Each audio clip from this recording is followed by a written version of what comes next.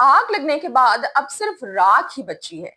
और ये राख है उन लोगों के अरमानों की जो कि समझ रहे थे कि पाकिस्तान की टीम अफगानिस्तान से हार जाएगी। अब ये राख पाकिस्तान में भी उड़ रही है और बॉर्डर के उस तरफ भी उड़ रही है। टीम पाकिस्तान ने अपनी परफॉर्मेंस के जरिए अपने क्रिटिक्स को जवाब दिया है, निहायत ही डोमिनेटिव विक्ट्री हासिल की है, बड़े मार्जिन से अफगानिस्तान को हराया है और अपने मुखालिफिन की, अपने ऊपर तनकीद करने वालों की बोलती बंद कर दी है, या फिर बाज लोगों की तो बोलती बदल भी गई है। नए नए स्टेटमेंट्स आना शुरू हो गए हैं, बयानात बदल गए हैं। अगर इंडिया में ऐसा हो रहा है, हिंदुस्तान में ऐसा हो रहा है, तो समझ में आता है, राइवलरी है, हम सब जानते हैं। ऑफ कोर्स जब पाकिस्तान किसी टीम के मुकाबले में खेलेगा तो हिंदुस्तान में पाकिस्तान को तो सपोर्ट नहीं किया जाएगा, ऑपोजिट टीम को सपोर्ट किया जाएगा। ये बिल्कुल उसी तरह से है कि जब पाकिस्तान में इंडिया की टीम किसी मुल्क के खिलाफ खेल रही होती है, सो इंडिया को सपोर्ट नहीं किया जाता, जो ऑपोजिट टीम होती है, चाहे वो न्यूजीलैंड है, ऑस्ट्रेलिया है, उस टीम को सपोर्ट किया जाता है। मुझे अच्छी तरह याद है ओडीआई वर्ल्ड कप 2023 में पूरा पाकिस्तान ऑस्ट्रेलिया को सपोर्ट कर रहा था, तो ये बात बिल्कुल समझ में आती है। लेकिन जनाब, ये अपने देश में क्या चल रहा है, पाकिस्तान में क्या चल रहा है कि पाकिस्तान में अपने ही खिलाड़ियों को सपोर्ट करने के लिए हमारे फॉर्मर क्रिकेटर्स ही तैयार नहीं है। शोएब अख्तर साहब के जिन्होंने बयान दिया था, वैसे तो और भी काफी माशाल्लाह से खिलाड़ी हैं जो कि बयान देते ही रहते हैं, लेकिन नेशनल टेलीविजन पर बैठकर उन्होंने कहा था कि ये खिलाड़ी तो 130 भी बना ले तो मैं इन्हें मान जाऊंगा। ये वो है क्या T20? हाँ जी, अच्छा कर लो 130 में मैं मान जाऊंगा इधर। बस मैं इंतजार कर रही हूँ कि शोएब अख्तर कब बताएंगे कि उनको कैसा फील हो रहा है जब पाकिस्तान ने 130 से काफी ज्यादा रन का टारगेट सेट किया था।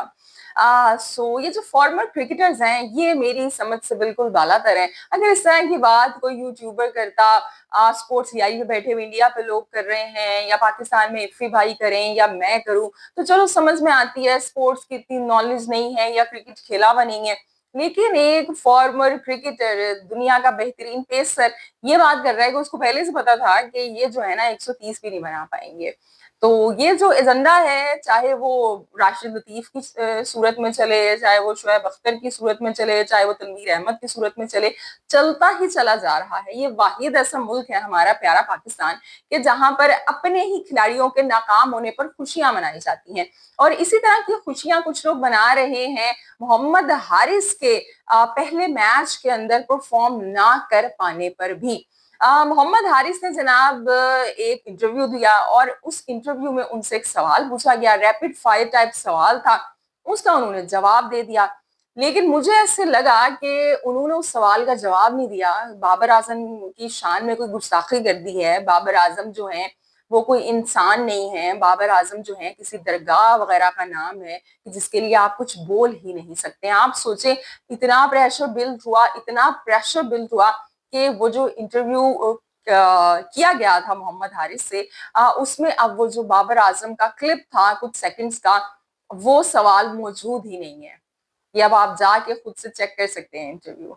और करने वालों ने पूरे पूरे प्रोग्राम किए, इंटरव्यू देखे बगैर किए। काश कोई जाके 25 मिनट का पूरा इंटरव्यू देख लेता, सिर्फ अपने मतलब की बात उसमें से निकाल ली गई।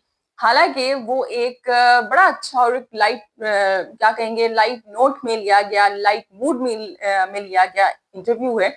और उसमें उन्होंने सिर्फ बाबर आजम के लिए नहीं बोला है, उसमें उनसे ये भी पूछा गया कि क्या सरफराज अहमद को टेस्ट खेलना चाहिए, क्या कैप्टन बन जाना चाहिए, तो उन्होंने कहा कि नहीं, टेस्ट क्रिकेट की कैप्टनसी उनको नहीं करनी चाहिए, टीम में आ सकते हैं वो। अब ये कितनी बड़ी स्टेटमेंट है कि वो ये समझ रहे हैं कि जो खिलाड़ी आपको चैंपियंस ट्रॉफी जितवा चुका है वो जो है जनाब टेस्ट मैच की कैप्टनसी दोबारा नहीं कर सकता। क्या सरफराज अहमद की कोई इज्जत नहीं है, खाली बाबर आजम की इज्जत है? इसी तरह और भी कई दीगर क्वेश्चन थे जो आजम खान है, आजम खान से मुतालिक पूछा गया कि वेट लूज उनको करना चाहिए या नहीं, तो उन्होंने कहा कि नहीं जी, वो वेट लूज कर ही नहीं सकते हैं, क्योंकि मुश्किल है उनके लिए, वो बस ये है कि जो पावर हिटिंग करते हैं वो करें। काफी ऐसे क्वेश्चन थे जो कि उनसे दूसरे क्रिकेटर्स के बारे में पूछे गए, या उन्होंने खुद से उनका जिक्र किया, कि जैसे शाहिद अफरीदी का जिक्र किया उन्होंने, लेकिन उसमें किसी ने कोई बात नहीं की, सिर्फ अपनी मर्जी की बात की। और वो ये की कि बाबर आजम के लिए उसने ये कह दिया कि भाई इसको तेज स्ट्राइक रेट से खेलना चाहिए है। और मजे की बात है, ये जो अभी सारे बैठे हुए बात कर रहे हैं, बासित अली तो कह रहे हैं कि मोहम्मद हारिस को डंडे से मारो भाई। तो फिर बासित अली को खुद क्या करें? उनको तो फिर हम मेरे ख्याल से 4-5 गुंडे भेज के उनकी पिटाई हम लगवाएं, क्योंकि वो तो खुद बाबर आजम को फ्रॉड कहते रहे अपने चैनल पे बैठ के, बल्कि अपने चैनल क्या टीवी चैनल पे बैठ के फ्रॉड कहते रहे हैं। तो वो खुद क्या है, क्या किया जाए उनके साथ?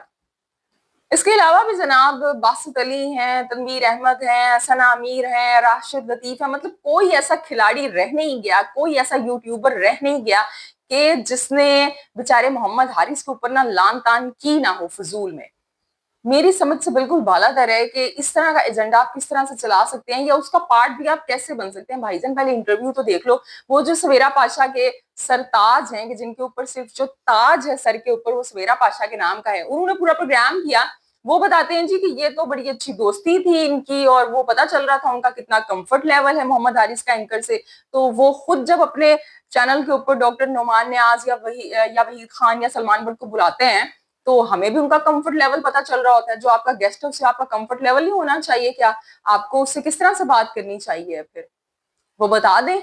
वो जिस तरह का एनालिसिस उन्होंने किया है कि मोहम्मद हारिस ने बड़ी कोई गुस्ताखी कर दी है, उन्होंने कह दिया है, उस बंदे ने, अगर ये बिल्कुल इस सवाल से ताल्लुक नहीं था कि जब मोहम्मद हारिस ने कहा जी टीम का एनवायरमेंट बड़ा अच्छा है, आगा सलमान बड़े अच्छे कैप्टन है, तो उनके मुतालिक ये भी जो चीज है ना, ये बाबर आजम को टॉन्ट की गई है कि अब कोई जो है वो हर कोई अपने गोल्स नहीं सेट करता, तो ये भी बाबर आजम को टॉन्ट की गई है। जबकि ये सारे के सारे खुद ये सब के सब बाबर आजम के लिए बोलते रहते हैं सेल्फिश प्लेयर है, अपने लिए खेलता है, स्ट्राइक रेट इसका कम है, लेकिन कोई और ना बोले। क्यों भाई? कोई और क्यों ना बोले? क्या बोल दिया उसने ऐसा? इतना शोर मचाने के बाद भी इन लोगों को चैन नहीं आया। अब वो जो पाकिस्तान मैच पहला जीत गया है, उसके अंदर भी मोहम्मद हारिस को ट्रोल करने वाले बाज नहीं आ रहे हैं। मतलब फजूल में उस बेचारे की ट्रोलिंग कर रहे हो आपके, ये देखो ये 600 स्ट्राइक रेट के साथ रन बना रहे हैं, इनसे कहो कि ये अब रन बना के दिखाएं। वो क्रिकेटर बोल रहा है कि जिसको अगर मैं नाम लूंगी ना तो शायद आपको पता भी नहीं होगा कि अच्छा ये भी पाकिस्तान से खेला हुआ है क्या। एक तो उस बेचारे को 7वें नंबर पे भेज रहे हो आप, मतलब नमाज से भी वो नीचे आ रहा है। और उसके बाद वो तो चले, खैर एक अलग बहस है कि मेरे ख्याल से मोहम्मद हारिस का वो नंबर नहीं है, ही इज नॉट। आप उनको फिनिशर बनाने की कोशिश ना करें। आप उनको यहाँ पे इफ्तिखार अहमद या फिर आप उनको वहां यहाँ पे फहीम अशरफ बनाने की कोशिश नहीं करें। लेकिन उनको भेजा जा रहा है, जो कि आई थिंक उनको सूट नहीं कर रहा है वो नंबर। इससे पहले भी उनको भेजा गया था इसी तरह से 7वें 8वें नंबर के ऊपर। सो उस नंबर पे भेजा गया, उससे रन नहीं बने तो फिर उसको मोक किया जा रहा है, उसको ट्रोल किया जा रहा है। ये किस किस्म का मुल्क है भाई? ये क्या आप लोगों की अप्रोच है? इस तरह आप अपने खिलाड़ियों के साथ करते हैं? क्या कह दिया था उसने बाबर आजम को? सवाल हुआ था ना उससे कि तेज खेलना चाहिए या आहिस्ता खेलना चाहिए, तो उसने कहा भाई तेज खेलना चाहिए। क्या कहता? आहिस्ता खेलना चाहिए। ये बासित अली, कामरान अकमल और ये सारे के सारे जो खिलाड़ी जिनके फॉर्मर क्रिकेटर्स का गैंग है, कि जिनका मकसद ही अब यूट्यूब के ऊपर अपनी गिरती हुई जो शोहरत है उसको बरकरार रखना है, कि किस तरह लोग उनको भूल ना जाए, अपने घर का चूल्हा चलाना है। ये सिर्फ फजूल में उसके ऊपर क्रिटिसाइज कर रहे हैं। तो जनाब की दुनिया में ऐसा आपको कहीं होता नहीं मिलेगा। सिर्फ ये जो मुल्क है ना हमारा प्यारा पाकिस्तान, यहाँ पे आपको इस तरह के लोग मिलेंगे। मतलब ये खुद पाकिस्तान से खेले हुए हैं। अफसोस होता है कि ये कोई और बात नहीं कर रहा है, ये इंडिया में लोग बैठ के बात नहीं कर रहे हैं। आपके अपने पाकिस्तानी जो है ना, वो आपके अपने खिलाड़ियों के लिए घड़े खोदने के लिए काफी हैं। सो जनाब अब मुझे आप बताएं, आप लोग क्या समझते हैं कि क्या मोहम्मद हारिस ने बाबर आजम के लिए जो स्टेटमेंट पास की वो गलत थी? हाँ या ना में जवाब दीजिए। इंशाल्लाह फिर आपसे मुलाकात होती है। अल्लाह हाफिज।